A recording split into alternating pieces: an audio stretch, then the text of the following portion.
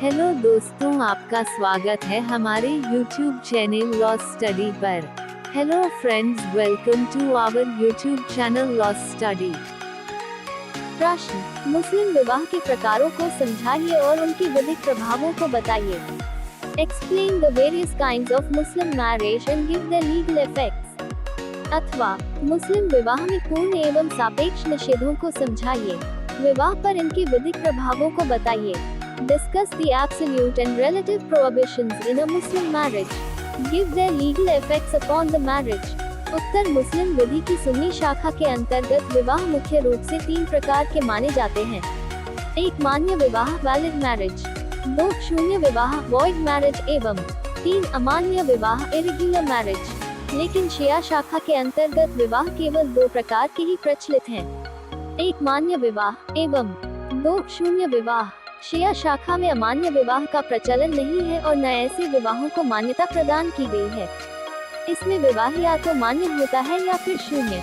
मान्य विवाह को वैध विवाह अथवा सही विवाह, सही मैरिज भी कहा जाता है।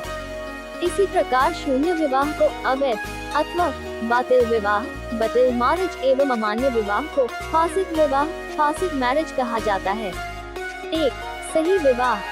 सही विवाह से अभिप्राय ऐसे विवाह से है जो विधिमान्य विवाह की समस्त औपचारिकताओं को पूरा कर संपन्न किया जाता है। विधिमान्य विवाह की निम्नांकित अनिवार्यताएं हैं। 1. विवाह में कि दोनों पक्षकार वयस्क एवं स्वस्थचित हो। 2. विवाह में कि पक्षकारों द्वारा सम्मति प्रदान कर दी गई हो तथा ऐसी सम्मति स्वतंत्र हो। 3. विवाह में कि एक पक्षकार द्वारा प्रस्ताव किया गया हो तथा दूसरे पक्षकार द्वारा स्वीकृति प्रदान की गई हो, इसे इजब ओ कबूल कहा जाता है। 4. प्रस्ताव एवं स्वीकृति एक बैठक वन मीटिंग में की गई हो। 5.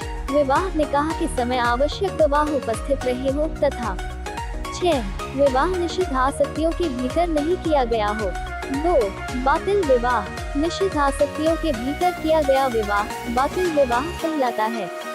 निषिद्ध आसक्तियों से अभिप्राय ऐसी स्त्रियों हैं जिनके साथ किसी पुरुष द्वारा विवाह नहीं किया जा सकता है। निषिद्ध आसक्तियों के भीतर 3 प्रकार के संबंध आते हैं, अर्थात 1. रक्त संबंध, 2. विवाह संबंध एवं 3. धात्रेय संबंध। इन्हें स्थायी प्रतिषेध एब्सोल्यूट प्रोहिबिशन भी कहा जाता है। 3. फासिद विवाह। फासिद विवाह के अंतर्गत निम्नांकित विवाह आते: 1. साक्षियों गवाहों की अनुपस्थिति में किया गया विवाह। 2. पांचवी पत्नी के साथ किया गया विवाह। 3. एक ही समय में एक से अधिक पति के साथ किया गया विवाह। 4. इद्दत की अवधि के दौरान किया गया विवाह। 5. किसी अन्य पंथ की स्त्री के साथ किया गया विवाह। 6. अवैध संभोग वाला विवाह। 7. गर्भवती स्त्री से विवाह। 8. तीर्थ यात्रा के दौरान किया गया विवाह। 9. तलाक के पश्चात किया गया पुनर्विवाह आदि। इन निरोध्यताओं को अस्थायी प्रतिषेध रिलेटिव प्रोहिबिशंस भी कहा जाता है। अस्थायी प्रतिषेध से अभिप्राय ऐसे प्रतिषेधों से है जिनको कुछ औपचारिकताओं के पूर्ण होने पर दूर किया जा सकता है। उदाहरण स्वरूप 5वीं पत्नी के साथ किया गया विवाह उस समय मान्य हो जाता है जब प्रथम 4 पत्नियों में से किसी एक को तलाक दे दिया जाता है या उसके साथ विवाह विच्छेद हो जाता है। शाहुलमीदा बनाम सुबैदा 1970 M.A.J. 562। सही विवाह के प्रभाव परिणाम। सही विवाह के निम्नांकित प्रभाव अर्थात परिणाम होते हैं: 1. दोनों पक्षकार एक दूसरे से इस प्राप्त करने के हकदार हो जाते हैं। 2. पक्षकारों के बीच निषिद्ध आसक्तियों का उद्भव हो जाता है। 3. पति पत्नी के बीच समागम वैध हो जाता है और उनसे उत्पन्न संतान औरस होती है। 4. पति को दाम्पत्य जीवन का आनंद लाभ उठाने का अधिकार मिल जाता है। 5. उसे पत्नी के साथ समागम संभोग करने का अधिकार होता है। 6. विवाह विच्छेद की अवस्था में पत्नी को इद्दत की अवधि काटनी होती है। 7. पत्नी पति के युक्तियुक्त आदेशों आज्ञाओं की पालना करने के लिए आबद्ध हो जाती है। 8. पत्नी महर प्राप्त करने की हकदार हो जाती है। 9. पत्नी पति से भरण पोषण पाने की हकदार हो जाती है। 10. पत्नी अपने लिए पृथक कमरे की मांग कर सकती है। 11. पति के यदि एक से अधिक पत्नियां हों तो वह समान व्यवहार की अपेक्षा कर सकती है तथा 12 उचित आधारों पर वह विवाह विच्छेद कराने की हकदार हो जाती है। बातिल विवाह के परिणाम। बातिल विवाह आरंभतः शून्य वॉइड ab initio होता है। ऐसे विवाह के कोई विधिक प्रभाव अथवा परिणाम नहीं होते हैं। पक्षकारों के बीच किसी प्रकार के अधिकार एवं कर्तव्य उद्भूत नहीं होते। ऐसे विवाह से उत्पन्न संतान जारज मानी जाती है। वस्तुतः बातिल विवाह का मुस्लिम विधि के अंतर्गत कोई अस्तित्व ही नहीं है।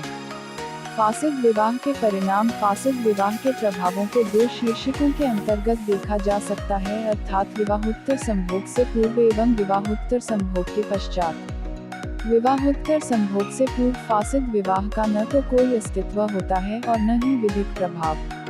यदि ऐसे संभोग से पूर्व विवाह विच्छेद हो जाता है तो पत्नी को इद्दत की अवधि काटने की आवश्यकता नहीं होती है। वह विवाह विच्छेद के तुरंत बाद किसी अन्य पुरुष से विवाह कर सकती है। लेकिन विवाहोत्तर संभोग के पश्चात 1. पत्नी महर प्राप्त करने की हकदार हो जाती है। 2. पत्नी को इद्दत की अवधि काटनी होती है। 3. संतान औरस मानी जाती है। नूरुल हुसैन बनाम मोहम्मद हुसैन 7 आई सी 1222। 4. पक्षकारों के बीच पारस्परिक उत्तराधिकार का अधिकार उद्भूत नहीं होता। 5. पत्नी भरण पोषण प्राप्त करने की हकदार नहीं होती। 6.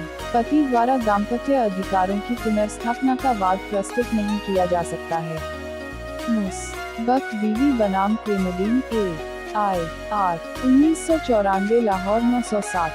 तो दोस्तों, यह थे मुस्लिम विवाह के विभिन्न प्रकार। आशा करते हैं आपको बताई गई जानकारी अच्छे से समझ आ गई होगी।